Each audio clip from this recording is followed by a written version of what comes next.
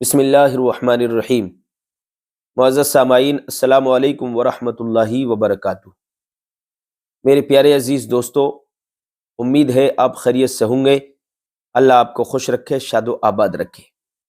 میرے پیارے محترم دوستو، میری پیاری خواتین، آج کا موضوع جو ہمارا ہے وہ یہ ہے کہ اگر ہم کسی پریشانی میں پھنس جائیں، کسی دقت میں آ جائیں، کسی آزمائش میں آ جائیں، تو پھر ہم اپنی زندگی پر نظر دوڑائیں اور دیکھیں کہ اگر ہم نے کوئی اچھا کام کیا ہو، نیکی کی ہو، تو اس نیکی کا وسیلہ اللہ کی بارگاہ میں پیش کریں کہ اللہ، میں نے فلاں زندگی کے فلاں موڑ پر، زندگی کے اس موڑ پر میں نے یہ نیکی کی تھی، اللہ اس نیکی کے صدقے میں، اللہ اس نیکی کے صدقے میں میری اس دقت کو، اس پریشانی کو دور فرما۔ تو پریشانیوں میں، دقتوں میں، آزمائشوں میں نیکیاں کام آ جاتی ہیں۔ یہ میرا مقصد ہے بتانے کا۔ قوم بنی اسرائیل کا ایک واقعہ میں آپ کو سناتا ہوں۔ قوم بنی اسرائیل میں 3 شخص تھے اور وہ سفر کر رہے تھے۔ قوم بنی اسرائیل میں 3 شخص، 3 آدمی سفر کر رہے تھے، آپس میں دوست تھے، بہت گہرے گہرے دوست تھے وہ۔ اب سفر کرتے کرتے وہ تھک گئے، ان کو تھکان ہو گئی، تو انہوں نے سوچا کہ یار چلو ایسا کرتے ہیں، بھائی آپس میں مشورہ کر کے کہا کہ ایسا کرتے ہیں، ہم تھک چکے ہیں، ہم نے سفر بہت کر لیا ہے، ہمارے جسم تھکان ہو رہی ہے، ہمارا جسم درد کر رہا ہے، کہیں آرام کر لیتے ہیں۔ تو ایک دوسرے سے جب مشورہ کیا تو یہ مشورے میں یہ طے ہو گیا کہ چلیے آرام کر لیتے ہیں۔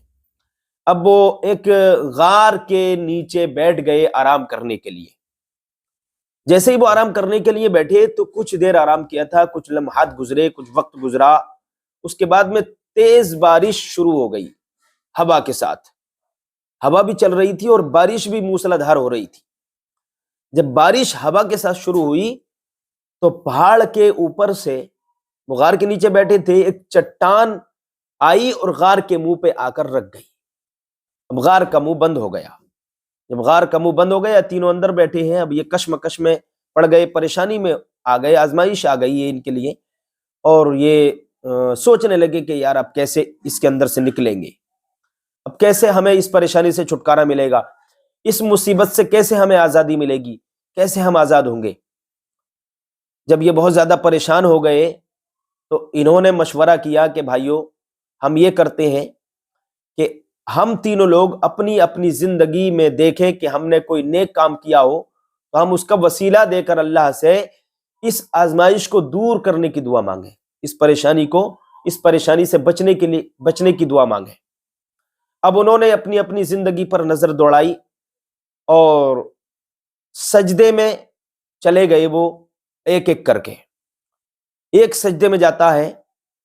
اس نے جب دیکھا کہ میں نے یار اپنی زندگی میں کون سا گناہ کیا اور کون سی نیکی کی، تو ایک شخص تھا اس میں ایسا، جب اس نے سجدہ کیا تو اس کو یاد آیا اور وہ سوچ رہا تھا، کیونکہ اس نے ایک عمل کیا تھا اپنی زندگی میں، بہت اچھا عمل، کہ وہ اپنے ماں کا اکیلا بیٹا تھا، اس کے والد نہیں تھے، اس کی شادی ہوا ہوئی تھی، میاں بیوی گھر میں رہتے تھے اور اس کی بوڑھی ماں رہتی تھی۔ اب وہ ایک دن سفر سے جب آیا رات کے 12 بجے تو اس کی بوڑھی ماں روٹی مانگ رہی تھی، اس کو بھوک اور پیاس ستا رہی تھی۔ تو اس نے کیا کیا، اس نے ایک روٹی، اس کے گھر میں ایک کٹورا دودھ تھا اور ایک روٹی تھی، اس نے روٹی کو دودھ میں چورا اور اس کا ملیدہ بنا کر صحیح سے اس کو ملائم کر کے ماں کو چمچ سے کھلا دیا یا ہاتھ سے کھلا دیا۔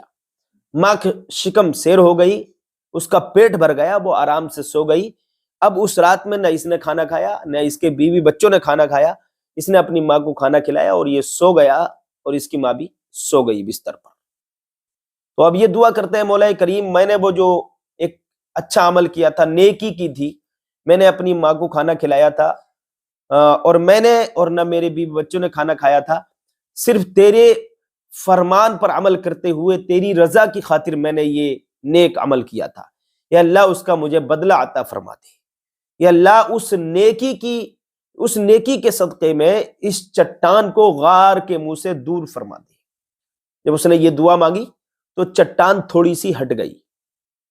اب دوسرا دعا مانگتا ہے، اپنی زندگی پر نظر دوڑاتا ہے، تو وہ جو نوجوان تھا تو اس کو ایک لمحہ، ایک موڑ، ایک موقع یاد آیا، اس کو اپنی زندگی کا ایک سبق یاد آیا اس کو کہ میں نے اپنی زندگی میں فلاں ٹائم پر وہ نیکی کی تھی۔ اس کو جب یہ یاد آیا، کیا نیکی تھی وہ؟ کہ وہ اپنی چچیری بہن سے محبت کرتا تھا، پیار کرتا تھا، اور وہ اس سے شادی کرنا چاہتا تھا۔ لیکن ایک روز ایسا ہوا کہ وہ دونوں ماں باپ اس کے کہیں باہر سفر پر چلے گئے، لڑکی کے ماں باپ بھی سفر پر چلے گئے۔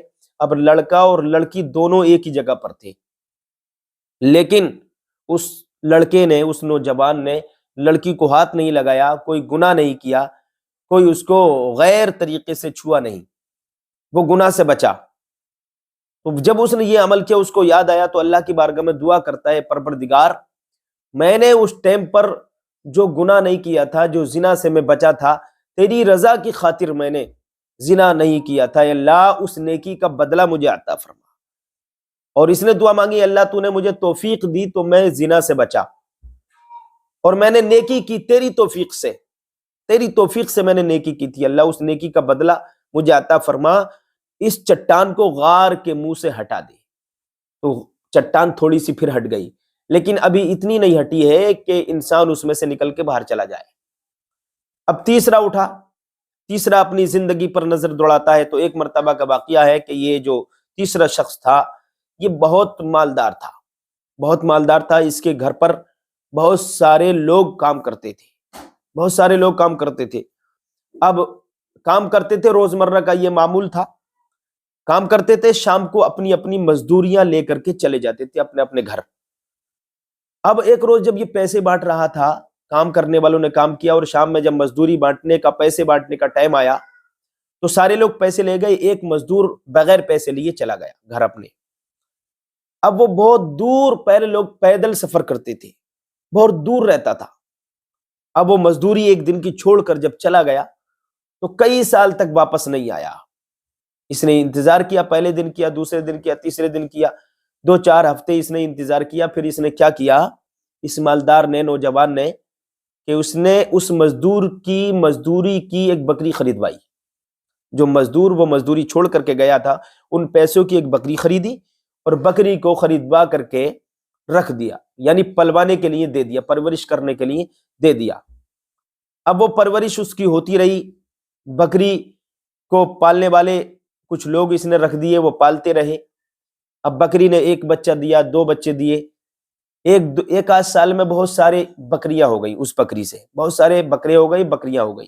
2-4 سال میں سینکڑوں بکریاں، 4-5 سال کا لمبا عرصہ جب گزرا تو سینکڑوں بکریاں، سینکڑوں جانور ہو گئے، سینکڑوں جانور بکرا اور بکری کی شکل میں ہو گئے۔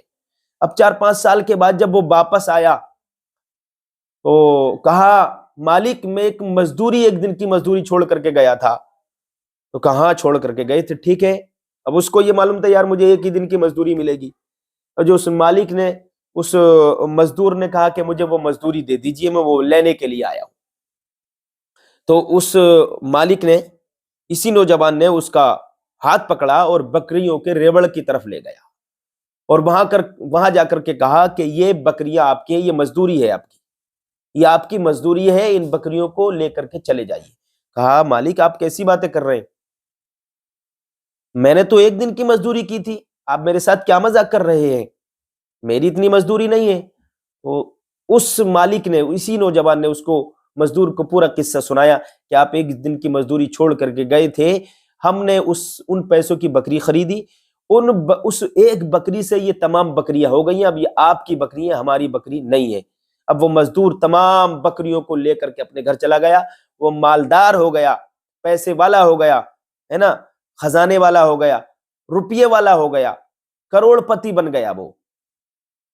تو اب یہ کہتا ہے نوجوان، اللہ میں نے جو اس مزدور کے ساتھ نیکی کی تھی تیری توفیق سے کی تھی، تو نے توفیق مجھے عطا فرمائی اس نیکی کی، میں نے وہ نیکی تیری توفیق سے کی تھی، اللہ اس نیکی کا صدقہ مجھے عطا فرما، اس نیکی کا بدلہ مجھے عطا فرما۔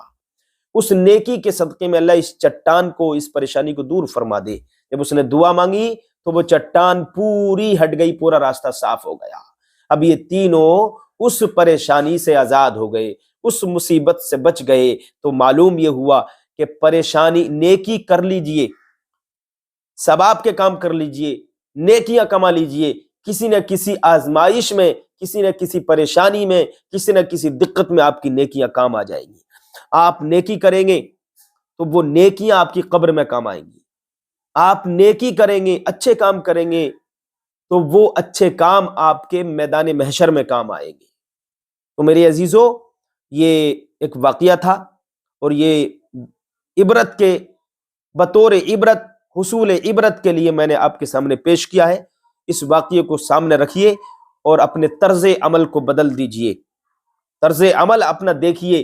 اگر کوئی خرابی آپ کو نظر آتی ہے اپنے طرز عمل میں، طریقہ کار میں، تو اس میں تبدیلی لائیے۔ اگر آپ کا طریقہ اسلامی نہیں ہے تو اسلامی طریقے پر آ جائیے۔